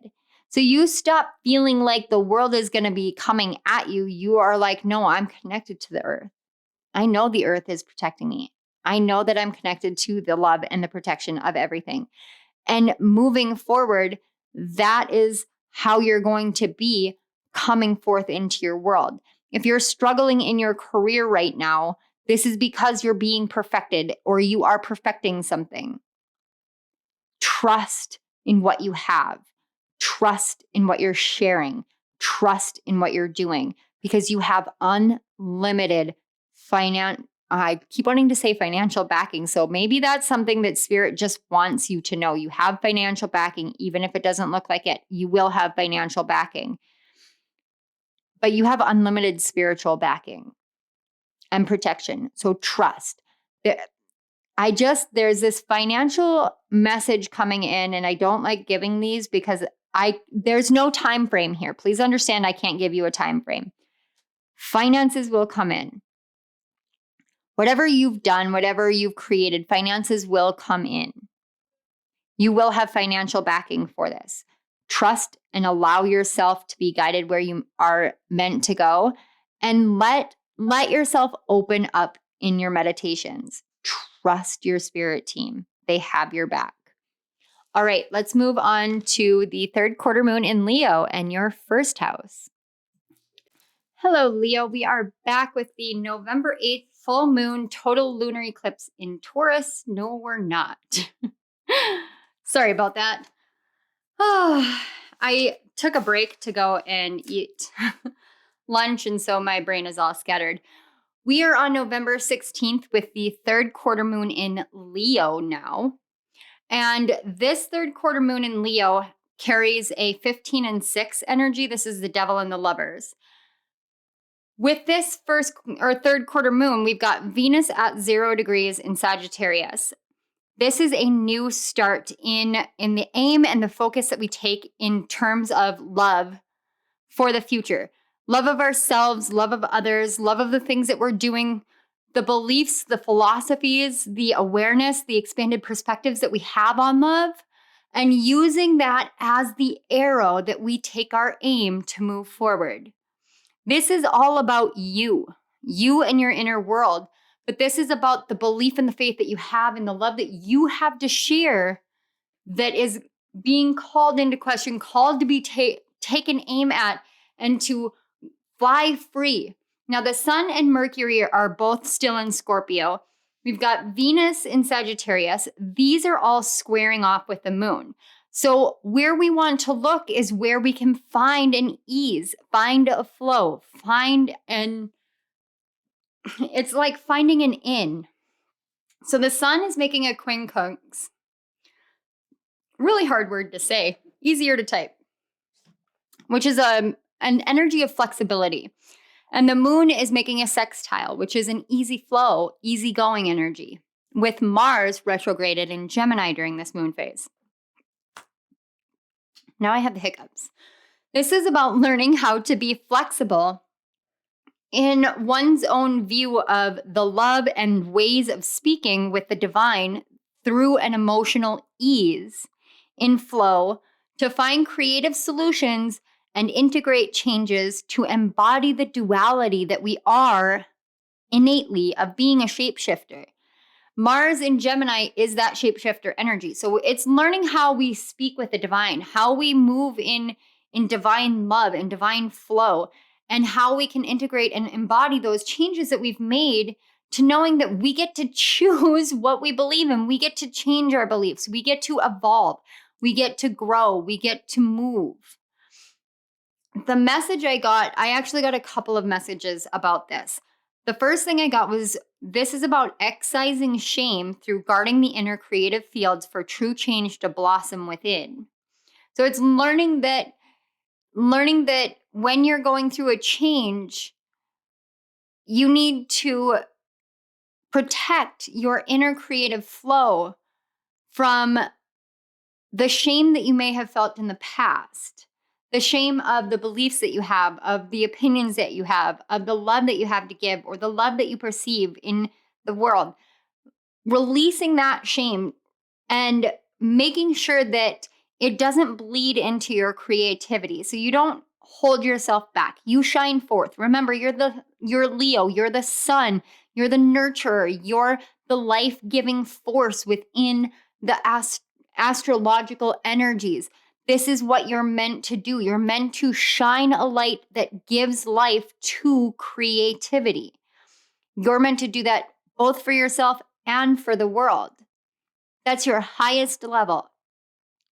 This is about learning how to forgive the struggles and tensions of any prior hierarchical structures through making a conscious decision to change the way that you view hierarchies into a healthy, loving, welcome equality so that you can create a new world, a new reality for yourself. This is 100% about your self-belief, the ways you lock yourself down and the choices that you make to free yourself. Now, all quarter moons come with tension. They are the moment the sun and the moon come to a square aspect. A square aspect is 90 degrees or a right angle. Whatever planets are traveling with or transiting near the sun and the moon become energetically involved. This heightens the energies within our most personal of planets and the tension that they're feeling in our lives. So when we look at the chart and we see that the sun and Mercury and Scorpio and Venus close enough in Sagittarius are all together having this tension with their emotions, this is where we're seeing that the ways in which we communicate and the beliefs that we communicate about love are ready to be transformed because it's no longer serving our hearts. It's no longer serving our souls. So now we have to create a new reality by allowing this change. Now, when we think of a right angle, right, the direction of right, or your right side of your body, your right brain, it is divine masculine energy. This means we're called to use the energies of each in order to lessen the tension on our divine masculine through action or receptivity of the divine feminine energies. This is about letting your divine feminine take the helm and tell your divine masculine where to go. It's about letting your heart guide you. It's about letting love guide you instead of falling victim to the pains and illusions of the past. You want to create a new reality. It starts with you. It starts with changing you. And this is all about you because this moon phase is in your first house. Now we have the Eight of Pentacles with the moon itself and the male symbol. This, again, is exactly what I said. It's about putting in the work. It's about doing the action that you need within yourself, not anywhere else, within yourself to really balance these energies out. And it's about making yourself more aware of how your divine masculine interacts with the moon cycles. Now, this is something that I personally have been working on for the entirety of the zodiac year and a little bit before it, where I have been tapping into the energies of the moon phases, especially the primary moon phases, the signs that they're in, and correlating that to how it impacts my energy, how I move forward, how I feel more tired, how I give to myself, and how I hold back.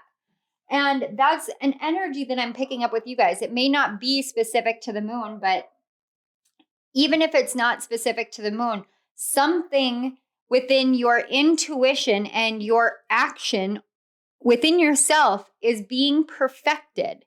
You're in this perfecting energy. And I'm not saying perfectionism, I'm saying perfected. You are mastering some sort of craft that has to do with taking action based off of your intuition. Now, in the past, you're coming from an energy of an excess of ideas. We've got the Knight of Swords. That's multiple messages coming in, multiple ideas coming in. And as you can see, she's sitting here writing feverishly, but she's got all these papers and they're crumpled up and she's tossing them away. But the fairies are literally catching the crumpled up papers. They're holding on to it because sometimes we get in our heads and we think, well, this idea isn't going to go anywhere. This idea isn't going to go anywhere. And we hold ourselves back. Now you're moving into the Queen of Chalices. The Queen of Cups energy is very intuitive. This card specifically talks about a letter that she has in her hand that's crumpled up and she's crying. This may be that you feel as though some idea that you had was meant to be and it didn't happen. Sometimes we feel like what we were meant for just gets taken from us, gets removed from us. Sometimes we receive messages from someone or somewhere that just utterly crushes us, leaves us in this point of despair. But look, she's got her king right beside her, nurturing her. She's got these fairies around her, nurturing her. It's about being receptive to the love that you have around you when you feel like you can't move forward. Whatever it is that has put you into this Queen of Chalices energy, and this is not a traditional Queen of Cups. This is literally an energy of something having broken you. Some awareness, some message, some information having broken you, broken some perception of yourself, broken some belief in something. You're being asked to allow those emotions to move through and not focus on what is in the hand, but focus on what is in the heart. Because you're moving into the Seven of Chalices. And this particular Seven of Chalices is literally just the card of possibility, potentiality. It's the card where you realize it doesn't matter what came before. It doesn't matter what felt like it fell apart before, because what fell apart opened you up to perfecting yourself, perfecting your energies, knowing yourself. And now look at all of the possibilities, all of the ways that you can become. And it's none of them are bad. It's literally like she's a doctor, she's a lawyer, she's a psychologist, she's a baker. These are all the possibilities that she's finding within herself. And instead of just crumpling up these ideas, she's sitting there and she's allowing these ideas to come through. She's allowing them to take form inside of her imagination.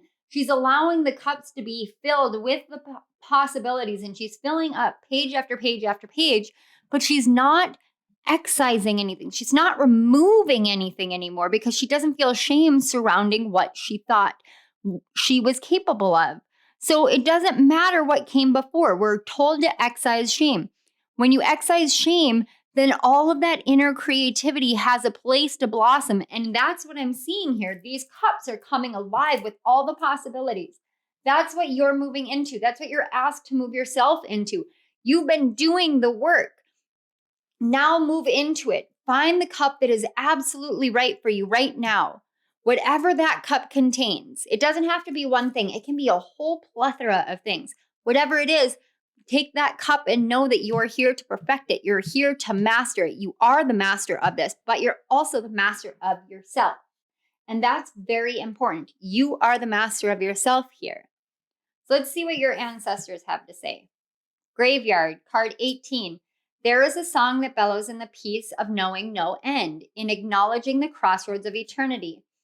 Yes, because this Queen of Chalices, it's like something has ended. Something, and I'm not saying that to scare you guys. It's like this knowing that you have within you. Okay, I finished this. Let me give you a for instance. Okay, when I finished Mars's retrograde guidebook, I was like, okay, but in my planner, I have like days set out to film and days set out to write, and I have it all balanced out. And I had a like proposed publication date, and then I hit it. I hit my mark. And then I was like, well, what do I do now? Like I have all these ideas, but I don't know how to channel them. And then I had all these ideas and I didn't follow through with any of the research or any of the perfecting. So now what do? I'm at this end of a phase. And when you end a phase, no matter how good or bad the phase is, it's still an end of a phase. So you have to allow yourself to feel those emotions. Okay, I'm done with that. I'm done with that. Now I know because I'm done with that, it's time for a new beginning in my life. Now I can focus on my tarot channel. Now I can focus on exploring more and expanding my awareness and expanding my wisdom and expanding my channeling and go at it again when I feel ready to. It's okay to take that break when you're at a crossroads. It's okay to take the time to perfect your energy, to renew your energy, to restore your energy. Because when you do that, that's when all of those messages and wisdoms come in. And with the third quarter moon, this is about allowing that waning energy to go, allowing yourself to start slowing down, allowing yourself to get out of the mental rat race and make the conscious decision to balance your energies and to be whole within yourself and to let go of anything that might hold you back from being your full self, including any kind of negative, toxic mindset that says you can't watch TV and you can't do this and you can't do that. Like, screw that, because if you tell me that I am not allowed to read like young adult fantasy novels, I'm sorry, but you can get out of my life. Like, seriously. Don't tell me that I can't engage in the things that relax me. Don't tell me I'm escaping from reality, because if you listen to Lexi the Leo, 9 3/4, Aso Tarot, Kino Tarot, Chloe Taylor, when we read, when we watch TV, we learn spiritual lessons. We have these awarenesses. So these things are beneficial and they give us a platform, a grounding space to be able to correlate and concentrate and connect with other people in a way that people will understand. If we take away all of the things on a spiritual level, like for a spiritual person, if we take away all of the things and we make people feel shame for engaging in certain things in the physical world, then we're telling people the physical world is not meant for you. You are not meant to engage in this. This is wrong, and you're creating shame. It's about excising the shame from that and realizing it's fine if you want to love this. What are you gaining out of it? Now share that with the world, because there are people that are not awakened to any kind of awareness of the things that they do and the actions that they take, and you have a means of connecting to them. You have this awareness in order to connect to them, and that's a beautiful, beautiful thing, but you have to stop holding yourself back and stop fearing all of the potential you have within yourself and see that you've really perfected yourself. It doesn't matter what pains come in. It doesn't matter what anybody tells you. Let them say what they want to say, because their words don't matter. Your knowing matters. What you know within your heart and soul matters. Wow, that was a powerful message from your ancestors. Whew. Okay, let's see what Spirit says. Reconciliation. And card 10, treasure your loved ones. It's important to love others deeply. Okay. All right. So here's the thing. We're focusing on you. This is about how you feel about yourself. But there is, and again, now that message makes even more sense. So there is a TV show, it's like a limited time or a limited series on Netflix called Clickbait. And it's this series about a guy who gets kidnapped, and they use the internet and clickbait as a means of like setting up his murder. So they're like, if X amount of people watch, then this is going to happen, kind of thing. And there is a scene in there that's coming through with this Treasure Your Loved Ones card. There is a scene in there in which his younger sister there is trying to find him, and she's coming back and she's talking to the cop and she's going, the last time we talked to each other, we argued. This is what we said to each other the last time we argued. What if this is the last memory I have with him? What if this is the last thing we said to each other? And it was the last interaction they had. And that's the thing. We never know when the end is the end.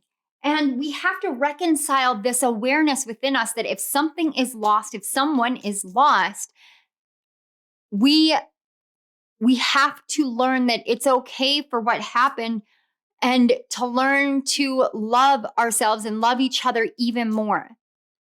Until you love yourself, you can't love others. And I know people say that, and I hate saying that because I love others and I've struggled with loving myself, but it's about the nature of the love.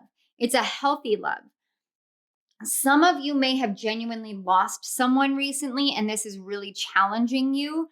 It's challenging your sense of self, but this is opening something different within you. And your ancestors are saying it's okay to let this go now.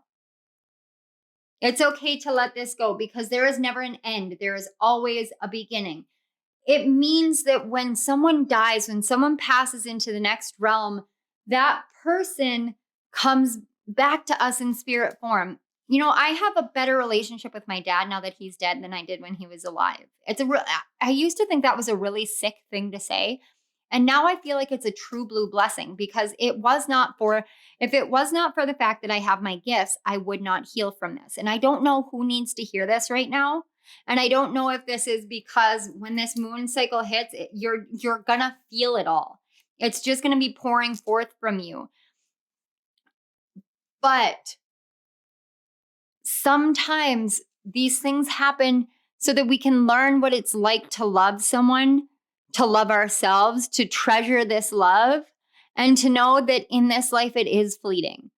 But that does not mean that the love is ever gone. Say what you need to say to people, but remember to communicate and remember to open up and remember to trust and to love others, because the love that you have to give is really how you reconcile yourself with your soul and the losses that you have suffered in your life. And you're not meant for a life of suffering. So let's see what these cards say. Joy and delight. See, you're not meant for suffering. I just said that.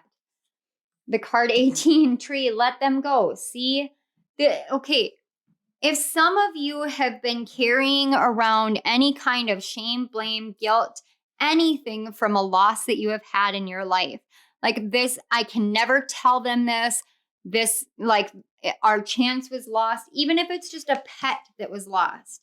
Remember that nothing is ever lost. So this moon phase is asking you to learn how to let go of those things. Learn how to let go of the feelings surrounded and reconcile yourself to the new way this relationship is. Realize that when a soul crosses over, they don't carry their pains. They learn their lessons. They see their lessons. They understand where they misstepped and went wrong so that they can do it right the next time. But they don't carry their pains and they don't feel pain when they die.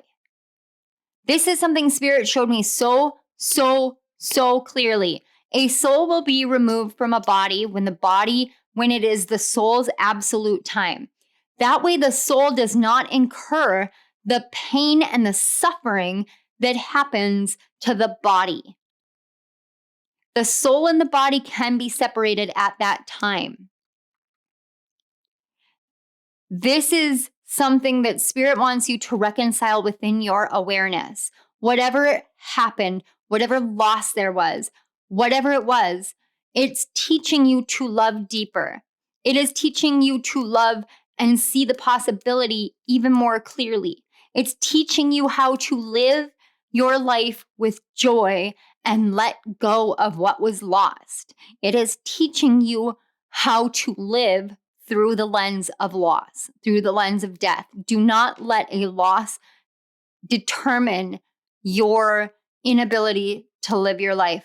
Let it go. I do not know who needed to hear that. I did not expect this message to take that turn at all, but this is something that I feel is so important for someone, because this is something that's holding you back from feeling that love, from feeling those emotions, from trusting yourself, trusting people, and trusting spirit. And this moon phase, you can let it go and move forward. Please trust that and know that you have unlimited possibilities. All right, Leo risings, I'm going to clear this off quick. I know that your reading went a little longer, and I had a feeling because the fixed sign energy has been so strong, but there has been something with Leo. Thank you. Thank you.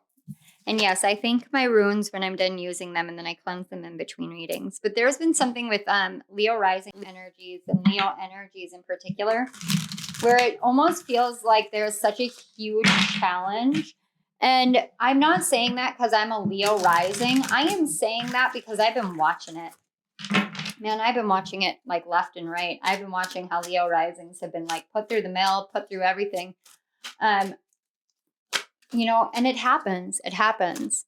You know, we go through phases where sometimes there's one specific sign that is meant to step forward and take the reins, take control, take action, and really set the precedent. And right now, with everybody being so focused on this Taurus and Scorpio energy, and Aquarius getting this 1-2 punch from Saturn, really it's up to Leos to step up for the fixed signs and say, hey guys, look at me. Hey guys, here's what I can do. Hey guys, it's okay. Let me lead you the way. Let me show you how to shine the light.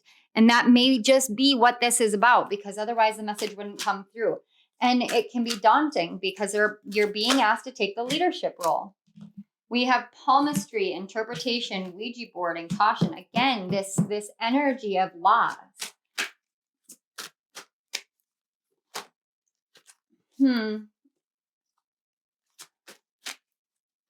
Yeah.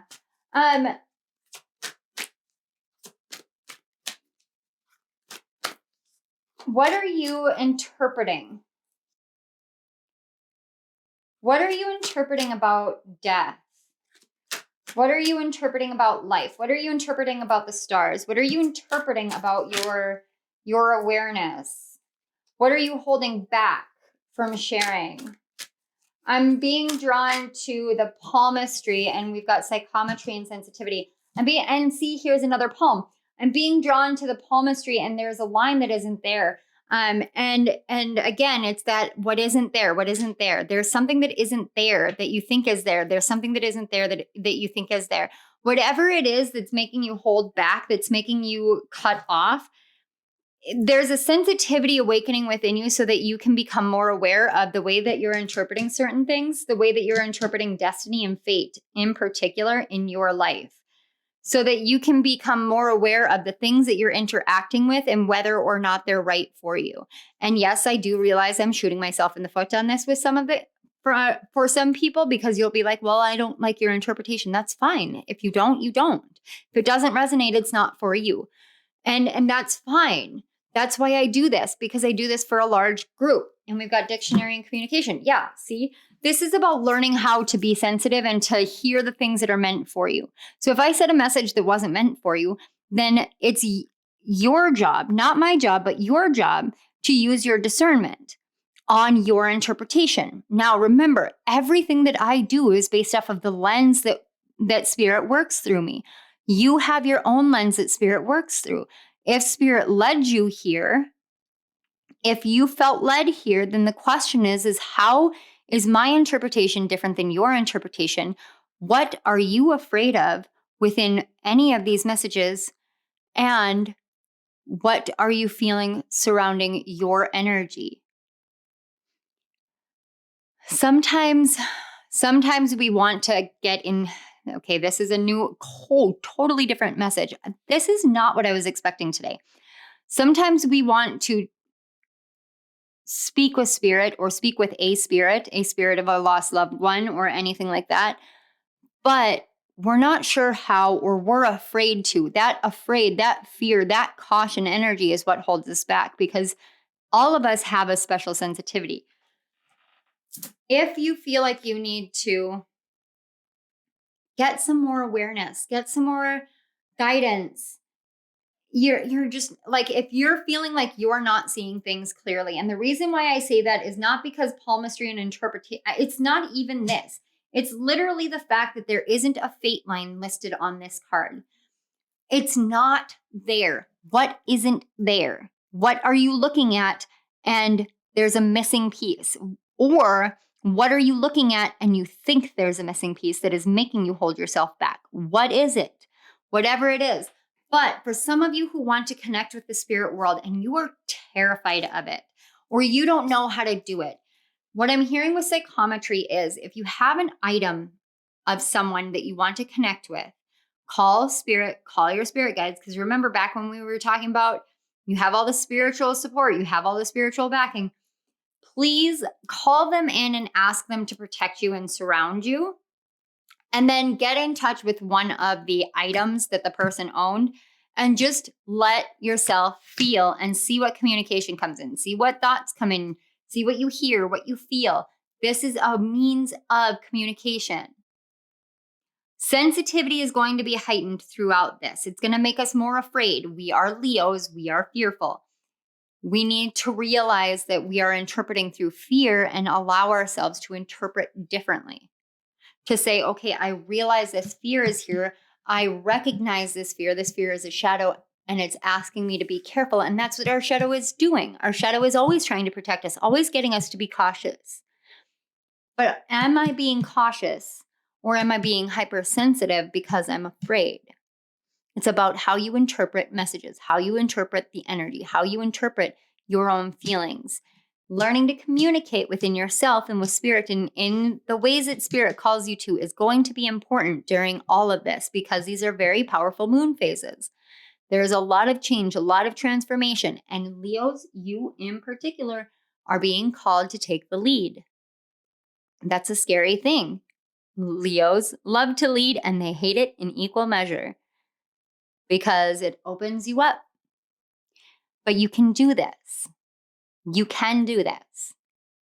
Okay, Leos, thank you so much for being here. I appreciate it so much. If you've lasted this long, you guys are the rock stars, the champs. I want to say thank you so much to your guides and my guides for facilitating the connections between our energies. Thank you to Spirit for all of these messages, all of this awareness. This was just so incredible. Thank you so much. If this resonated, please hit that like button. Don't forget to subscribe to my channel and hit the little notification bell so you don't miss any of my upcoming videos. Check out the description box below. You will find plenty of links and fun stuff, but links to my author page for that Mars retrograde guidebook is right there for you. And there are links to donate if you feel so inclined. It is not required. It is not expected. It is really greatly appreciated, though. Let us know down in the comment section below. Set a lion emoji, just something. And if you made it this far, put a trophy, because I'm impressed. All right, Leos, I want to say thank you again one more time. I love you all, and I will see you at my next reading. Bye.